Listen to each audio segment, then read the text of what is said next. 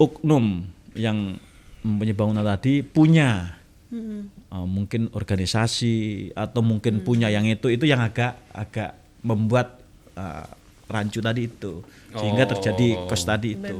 Biasanya itu. Ada backup LSM atau apa itu biasanya itu. Oke.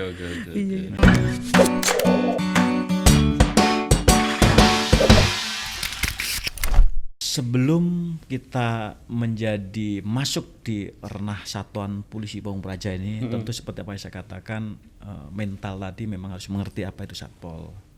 Tapi berjalannya waktu kita selalu briefing. Di Maku itu selalu kita pembekalan bahwa kita sampaikan inilah tugas pokok Satpol PP. Kita kasih penjelasan. Tapi yang terpenting bahwa bagaimana kita mengedukasi kepada masyarakat yang memang budaya arogansi tadi masih ada. Tapi ingat, masyarakat tidak boleh disalahkan.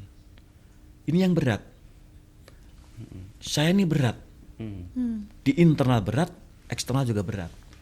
Eksternalnya apa? Karena hampir rata-rata yang kita luruskan ini masyarakat kita, saudara kita yang belum lurus.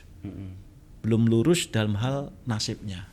Nah, tentu ini kan ada sentuhan hati, memberikan edukasi, memberikan pemahaman supaya masyarakat juga mengerti, dan nanti kita pindah pun juga enak. Nah ini alhamdulillah ini edukasi ini yang kita kunci pada masing-masing anggota ini agar bisa untuk mengedepankan itu tadi.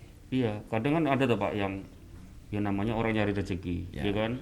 Terus rata-rata, mohon maaf nih teman-teman saudara-saudara kita yang menengah ke bawah, penghasilan kecil, mereka harus berjualan di trotoar yang sebenarnya itu jelas-jelas melanggar hukum gitu loh. Tapi kadang kita melihat juga Satpol PP juga di situ dituntut harus tegas gitu loh. Itu apa? Hambatan-hambatan ketika menghadapi penertiban terhadap warga-warga yang sebenarnya level menengah ke bawah itu gimana Pak? Yang sering terjadi hambatannya apa Pak? Sebetulnya hambatan yang terjadi itu pemahaman pelanggar tadi belum ada sepenuhnya. Mereka ngerti sebetulnya kalau itu salah, ngerti dia tuh. Sebenarnya ngerti. Ngerti, paham. Kalau saya udah ngomong siapa yang masih makan saya itu, Bapak mau masih makan saya nih.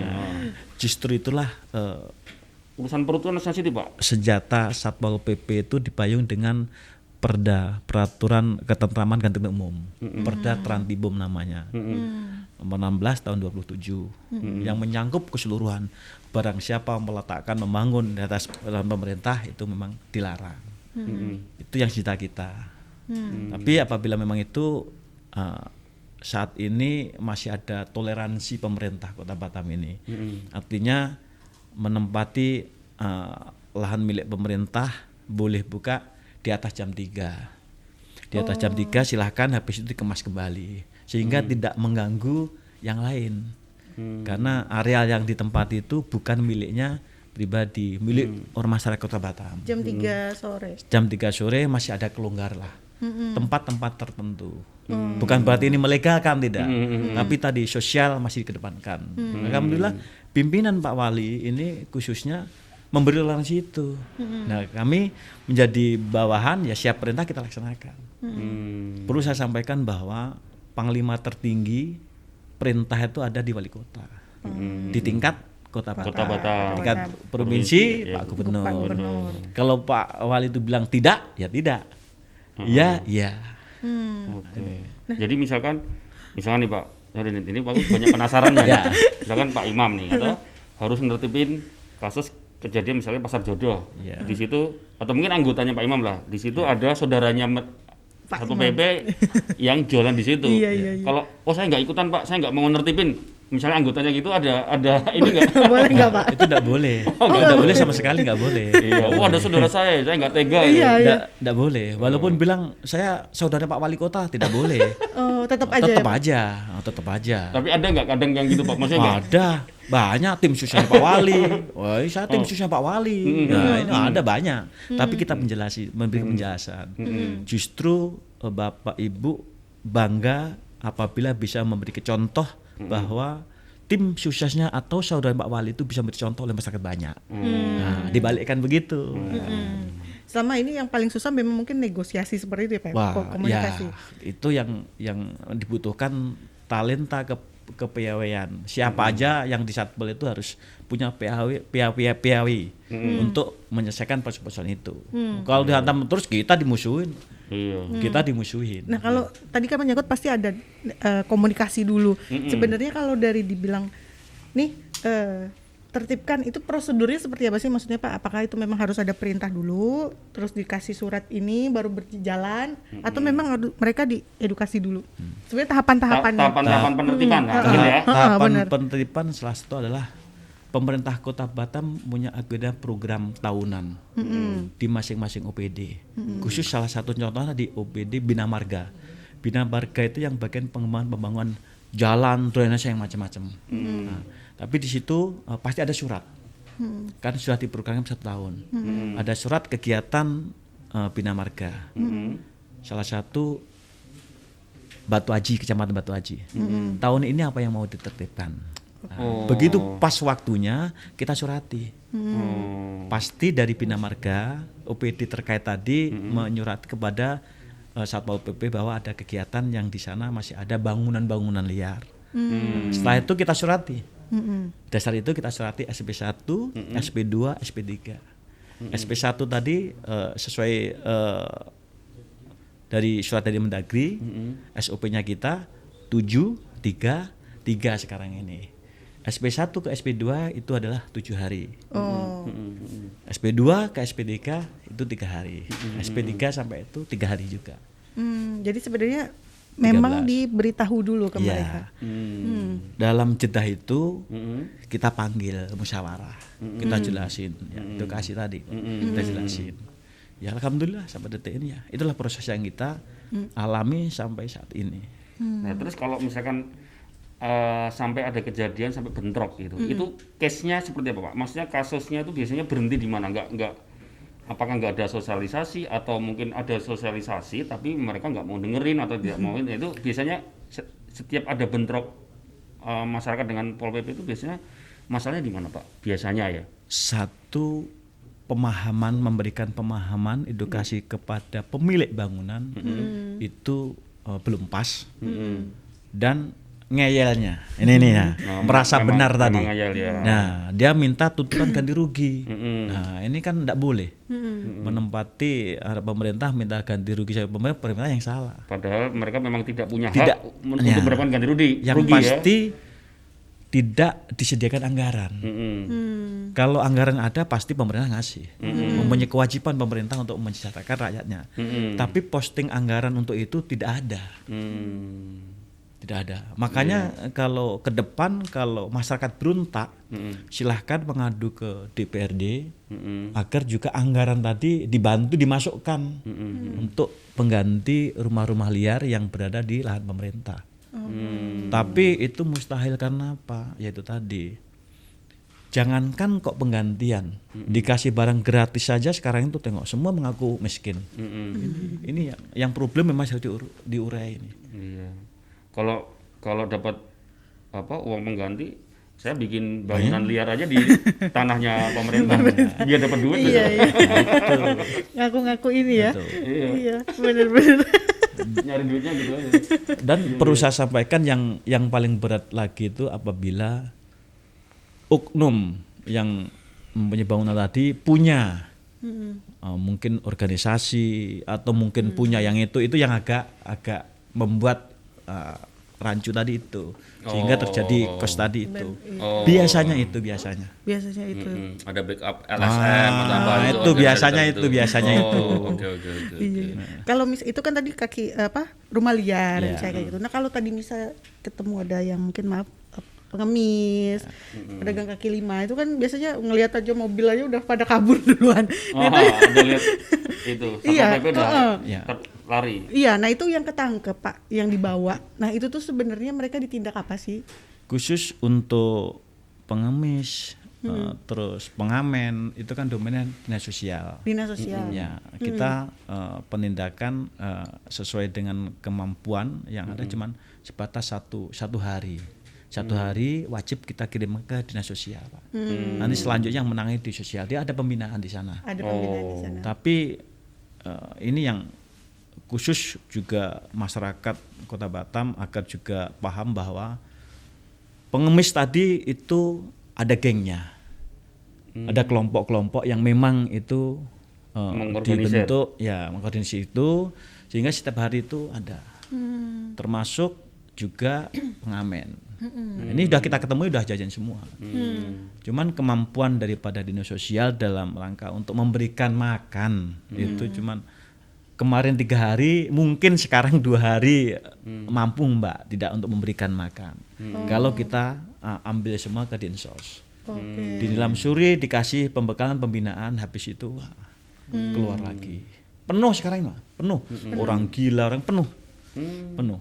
Apalagi gara-gara pandemi ini ya, Pandemi banyak ini. orang nyari duitnya Iya. ke situ, larinya ke situ. semua. Iya, banyak yang ngamen. Sana juga ada selnya. Iya.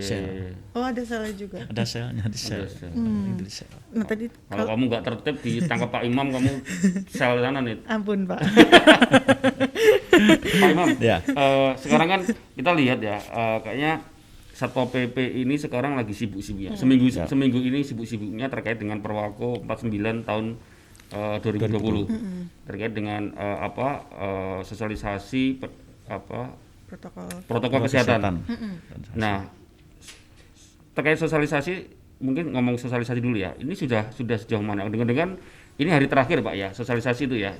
Iya. Dan kemarin kita lihat kalau misalnya saya lewat ke Mega Legenda, kebetulan banyak Satpol PP ngasih kayak selebaran gitu. Itu sudah sejauh mana? Sudah selesai semua Pak? Udah merata sosialisasinya? Setelah ada instruksi dari Bapak Presiden, terus SK Menteri instruksi, Pak Wali Kota langsung merumuskan untuk peraturan wali kota, dan alhamdulillah tanggal 1 September kemarin sudah ditatangani. Sebetulnya begitu sudah ditatangani, begitu diarsipkan sudah berlaku. Tapi tidak begitu juga, harus ada sosialisasi. Makanya 1 minggu ini sosialisasi.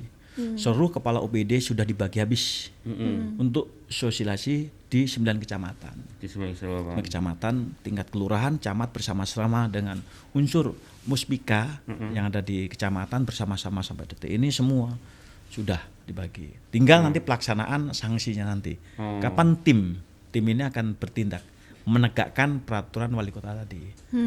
Nunggu 1-2 hari ini. Sepertinya 1-2 hari ini karena kemarin Pak Wakil menyampaikan saat rapat 1 minggu setelah ini harus action kita. Nah, soal action, Pak Imam ini kan kalau nggak salah ketua satuan pengamanan ya, maksudnya gabungan ya atau gimana Pak? Ya, untuk Benar itu, tim Pak, ya? untuk tim COVID itu ada di Satpol PP, untuk ketuanya. Ketuanya Pak Imam ya? Nanti di lapangan kebetulan ditugaskan saya untuk bertanggung jawab di lapangan. Nantinya untuk dalam operasi penindakan peraturan wali kota nanti. Nah, terkait dengan penindakan, berarti kan tanggal 9 sudah dilakukan penindakan, misalkan ada yang melanggar tuh Pak? Belum. Oh belum? Ini yang katanya sosialisasi sampai tanggal 8 Pak? Saat ini yang menjadi booming itu seluruh SMS bahwa menanyakan tanggal 9 kita harus ada sanksi kapan. Belum. Iya. Menunggu tim nanti bergerak. Tim bergerak kapan? Ini lagi kita sinkronkan dulu satuan yang lain dan Pak Wali, karena di situ diamanatkan dalam Perwaku bahwa seluruh kegiatan ini anggarannya ditanggung oleh APBD. Mungkin sudah ditandai belum, kita juga belum tahu. Kita khawatir nanti kalau kita bergerak terus nanti sarananya belum disiapkan, nanti kan menjadi rancu. Yang pasti sampai detik ini kita sudah bergerak ini sosialisasi, tapi untuk penindakannya belum. Iya, soalnya kan kemarin kita dengar kan besok Rabu kalau nggak pakai masker siap-siap denda 250.000. Itu masih tahap sosialisasi. Sampai saat ini masih tahap sosialisasi kepada baik pasar, tempat-tempat area publik, masih. Yang pasti yang boleh menindak nanti adalah tim. Tim ini terdiri dari Satpol PP, polisi, jaksaan, Kejaksaan TNI, juga, TNI. Nah, nanti juga ada OBP lain yang terkait. Oh. Tidak boleh sembarangan, asal nindak tidak Iya. boleh. Jadi hati-hati kalau yang nggak tertib atau nggak 4M ya, memakai masker, mencuci tangan, menjaga jarak, satu lagi apa ya? Ada 4M kalau di Perwako 49 itu. Ya, untuk menghindari kerumunan massa. Ya, menghindari kerumunan massa. Jadi ketika kita tidak di 4M itu, tiba-tiba ada Pak Imam atau Pol PP atau TNI atau Polri, ya Itu udah langsung di ini hati-hati. ya. Berarti kalau nongkrong-nongkrong di itu nggak boleh ya Pak? Boleh. Kan itu Boleh, kerumunan nih Pak. kalau boleh, tapi kalau berkerumun nggak jaga jarak ya Oh itu nggak tertib itu. Kemarin juga yang menjadi perdebatan dalam merumuskan itu terkait dengan sanksi. Dengan sanksi itu sudah selesai. Terus mengenai kerumunan massa, itu kan budaya kita kan masih belum ini. Iya, iya. Ditekankan mereka kemarin itu adalah pakai masker dulu. Kalau social distancing itu masih nanti bias, karena aturan itu kan digunakan untuk kepastian hukum dan untuk menyadarkan masyarakat dan untuk menenteramkan. Itu yang intinya. Nah, untuk itu kemarin pimpinan Pak Wali selaku penandatangan Perwako itu menekankan masker dulu. Masker dulu. Itu- Tapi juga dalam perjalanan nanti janganlah kaku. Oke. Ya, karena mereka juga saudara kita. Nah, ini. Ketika ada yang pakai, mungkin dia bawa masker nih Pak, tapi nggak dipakai. Nah Ya, itu tetap kan nggak tertib itu. sering pasti dia saya bawa kok Pak, tapi saya nggak pakai. Ada beberapa sanksi perorangan maupun badan hukum dan para pengusaha. Kalau pribadi itu apabila makan, nah, itu yang terpenting melekat di badannya ada masker. Karena takut makan kan nggak mungkin makan harus pakai masker. Nah, ini boleh. Boleh. Di mobil umpamanya dia Nah, di mobil kita itu. rahasia nanti ada nggak maskernya dan pribadi persiapan. Oh ada Pak, karena di mobil itu pengap, itu boleh. Oke. Oh. Boleh. Oke. Kita nggak kita denda. Meskipun nggak dipakai di Nggak mobil, dipakai, yang penting tapi dia ada. Ya. Oh. Ya, soalnya kadang lihat di TV loh, orang-orang yang lihat mobil ditangkap ya gitu kan. Itu karena Ditanya dulu. Oh, ditanya dulu. Bawa apa Tanya dulu, enggak? bawa apa tidak? Kalau tidak kena dia. Oh, saya bawa satu box, Pak. Udah tak taruh di dashboard. Tuh. Nanti kalau ada Satpol PP nahan aku tak kasih Nah, malah. Iya. Tapi masih belum tahu kapan ininya ya Pak. ya. Ya, nunggu nanti sambil berjalan Ya. lihat prosesnya nanti. Pak Imam nanti akan update. Ya. Pak punya pengalaman kalau misalnya kan selama ini image ya Pak, kalau ngelihat kalau saya aja takut pada waktu itu belum kenal Pak Imam Pak, udah lari dulu kan kaburnya ada Satpol PP. Nah pernah nggak sih di jalan tuh lagi pakai baju ini terus dibenci gitu sama orang, Ya dibencinya mungkin. dinyinyirin? Oh, pernah nggak Pak? Ada. Ada. Kita kan sering juga ke pasar, sering juga makan di tepi jalan. Ada itu Pak Imam Satpol PP itu yang tukang gusur. Itu juga ada deg juga. Ada gitu ya, Pak? Tapi kita sampaikan jangan salah. Satpol bukan menggusur tapi menertibkan. Menertibkan. Berarti Satpol PP itu juga manusia. Nggak sebenarnya asal-asal ya. Satpol PP ini apa polisi yang paling tabah. Iya, aku malah melihatnya itu. Iya. Udah nggak dikasih senjata, tapi langsung berhubungan langsung dengan masalah-masalah di masyarakat. Iya benar. Iya kan? Sering dinyinyirin. Wah, juga. itu udah makanannya lah, makanannya. Betul. Tapi kita harus tabah. Ada upaya nggak sih Pak? Maksudnya ini kan ya tadi itu dibenci masyarakat, negatif aja, dianggap tukang gusur segala macam. Tapi ada nggak sih upaya-upaya yang dilakukan nih supaya citra Satpol PP ini kembali lagi gitu? Kesan kan kadang Satpol PP arogan,